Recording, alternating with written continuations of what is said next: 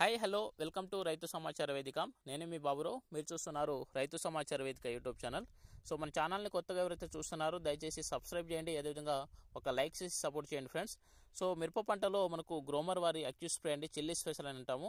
So ఇది వచ్చేసి ఇందులో వచ్చేసి మనకు నత్రజని 8%, భాస్వరం వచ్చేసి 14%, అదేవిధంగా పొటాష్ వచ్చేసి 31%, సల్ఫర్ వచ్చేసి 4%.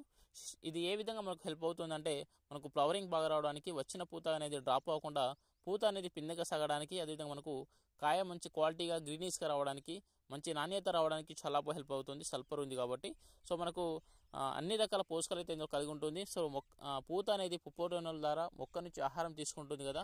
సో ఆ విధంగా ఆహారం తీసుకొని ఆ పూత అనేది పిందెగా మారడానికి అవకాశం ఉంటుంది. కాబట్టి అటువంటి పోషకాలు అయితే మనకు ఈ చిల్లీ స్పెషల్ అయితే కలిగి ఉంటుంది. సో అన్ని రకాల పోషకాలు ఇందులో కలిగి ఉన్నాయి కాబట్టి మనకు పూత అనేది డ్రాప్ అవ్వకుండా పిందెగా సాగడానికి అయితే హెల్ప్ అవుతుంది. కాబట్టి తప్పకుండా ప్రతి ఒక్క రైతులు ఎకరానికి 1 kg